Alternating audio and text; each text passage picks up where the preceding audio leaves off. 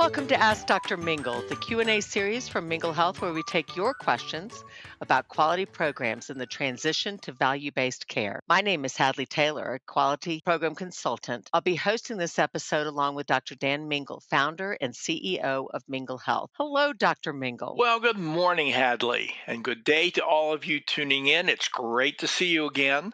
I'm Dr. Dan Mingle, and I'm here to answer your questions to the best of my ability. Great. Before we start, I want to remind our listeners that they can leave their questions in a comment on LinkedIn or YouTube, or you can email them directly to us at hello@minglehealth.com. Let's get started. Our first question today is from Jason. Jason asks, if we are planning to use MIPS CQMs to satisfy the APM performance pathway, the APP, how soon do we need to get started? Great question, Jason. I'll stratify my answer into three sets of circumstances. First, those ACOs for which eCQMs are the most cost-effective solution. Two, those ACOs for which eCQMs are feasible. And three, those ACOs for which eCQMs are not feasible. The answer for all three is the sooner the better. Now is not too early. But the rationale differs a little bit for the three strata. For the first two strata, those ACOs for whom eCQMs are the most cost-effective solution or at least feasible. If you're still struggling with this analysis, there are two resources where you might get some guidance. Medicare has published a guidance document discussing the APP reporting options and their strengths and respective weaknesses. Their document, entitled Reporting MIPS CQMs and eCQMs in the Alternative Payment Model Performance Pathways, is a good document with one of the most informed and accurate discussions I've seen from Medicare on this subject. You can find it on the cms.gov website, and we'll share a link to that along with this recording. You can also refer back to an answer I gave in a recent recording of Ask Dr. Mingle, Are eCQMs Right for Me? So let's hit them one at a time. First, eCQMs are the most cost-effective solution stratum. This might be if all participants in your ACO share the same instance of a single EHR. Your EHR supports the three submittable eCQM measures of the APP. They don't all support all measures. And your providers are skilled with your EHR and follow specified care documentation and workflows. Start now.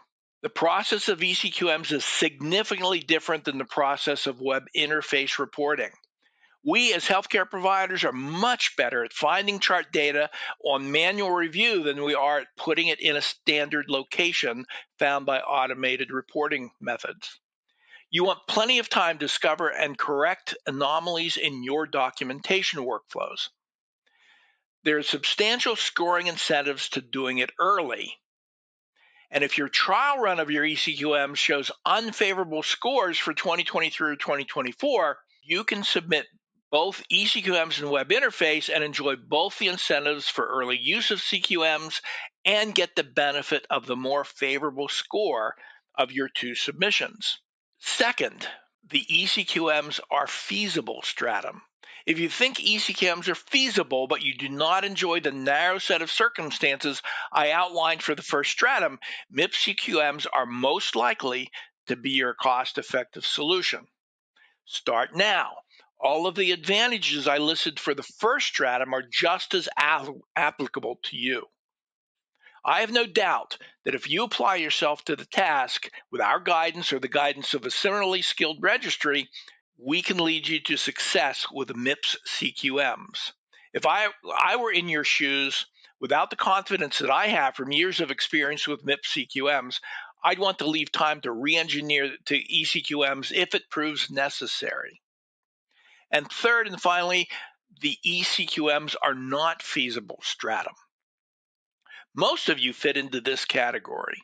Your system is just too complex and too changeable for it to be affordable to implement and maintain an enterprise master patient index, to aggregate and normalize the EHR data from all of your participants, and structure, standardize, and retrain care documentation workflows for all your present and future ACO participants. MIPS CQMs is simply the most cost effective method for most of you to meet APP quality reporting requirements, but it still takes some time and effort to optimize your results. There are two data streams to engineer and optimize. We will use your claims data to identify 100% of your patient population for each measured denominator.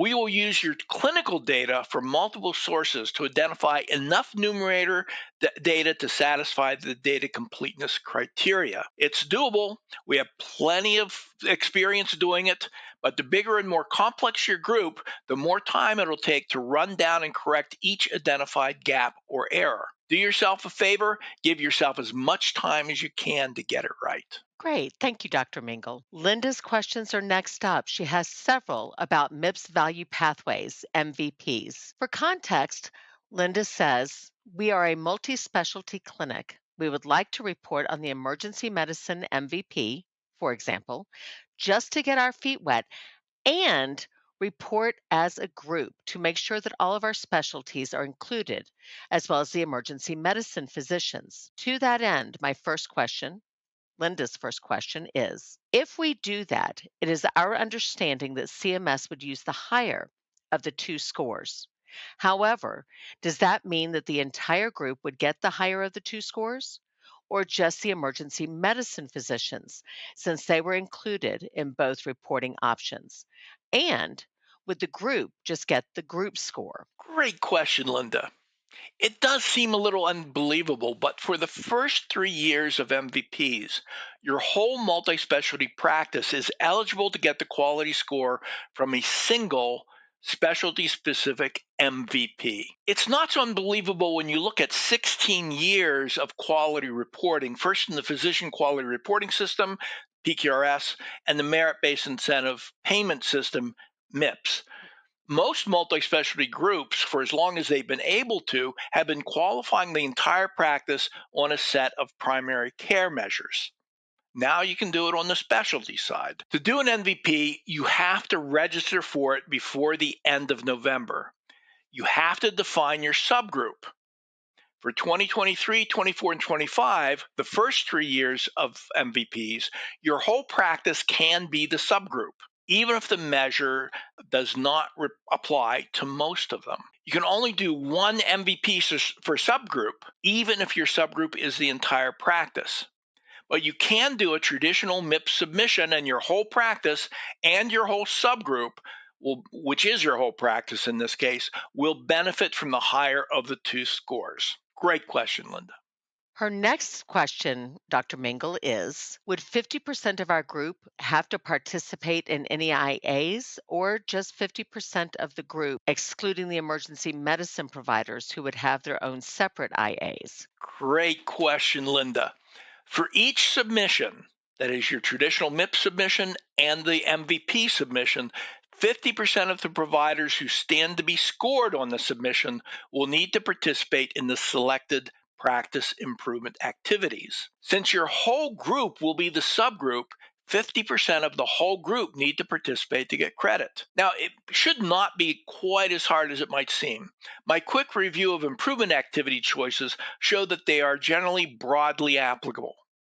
I'd want to do a focus review for any of our clients intending to do that to make sure that there are no surprises.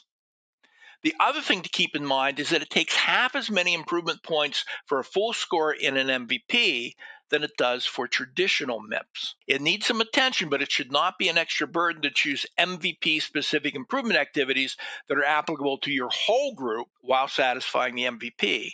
Then you need one or two more potentially from the whole menu of MIPS improvement activities to satisfy your traditional MIPS submission requirements. There'd be no penalty to choose all of your improvement activities for the bigger group from the MVP choices. Great question, Linda. Thanks a lot. Linda's third question is, are there any other reporting considerations that we should think of if we were to attempt this combination reporting? Linda, it's hard to be absolutely confident without knowing the unique attributes of your group. But I think it's pretty straightforward, and there are just a couple of other reminders I'd like to make. First, the registration window is expected to open yearly on April 1st and to close on November 30th. You have to register your subgroup and you have to register for the MVP that you want to submit. If you want to do the CAPS survey, which is available in the emergency medicine MVP and 3 others, you have to register for both the MVP and the CAPS survey by June 30th. Once you've registered, Medicare has told me that you can still change your choices and abandon the CAP survey for the year, or choose a different MVP and use the CAP survey for it if it is a choice for that MVP. You can make those changes anytime prior to the end of the MVP registration deadline, November 30th. If you miss the June 30th deadline, you can't add the CAPS survey later. Now, from the context of your question, I think you already are aware that a subgroup can only do one MVP. It bears reminding everyone of that restriction. Until the eventual sunset of traditional MIPS, I expect that any subgroup you define and for whom you submit an MVP will get the better of the MVP submission score versus the traditional MIPS submission score. That's all I can think of off the top of my head, Linda. Good luck. And finally, Linda would like your input, Dr. Mingle, on a concern she has about MIPS value pathways in the future. She says, our practice includes 10 specialties. When traditional MIPS sunsets and MVP reporting in subgroups is mandatory, I am expecting an enormous burden to potentially report on 10 distinct MVPs, each having distinct and different quality measures and improvement activity choices. What are your thoughts? Linda, that's a real concern. The legislation that established the quality payment program demands an increase over time of the requirements. This is one of the ways that Medicare is implementing that requirement. There's also a submission requirement even to small and to solo practices, accepting the low volume threshold, of course.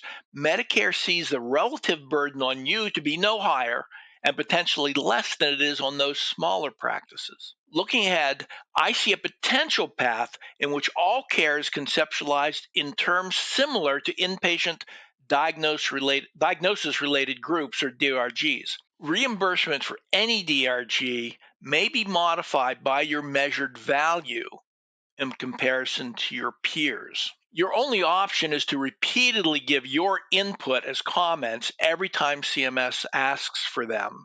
Every proposed rule and most, if not every final rule, comes with a formal comment period. You're more likely to be successful at postponing the change or modifying the incremental uptick in burden, but ultimately, I expect you will not be able to stop the burden from increasing. Jason and Linda, thank you both for the great questions. And of course, thank you, Dr. Mingle, for sharing your insights with us today. Thanks from me for all the great questions as well. I want to be helpful and I want this to be useful to you. Don't hesitate to correct or supplement my answers. Share your experience, ask your questions. We can be smarter together.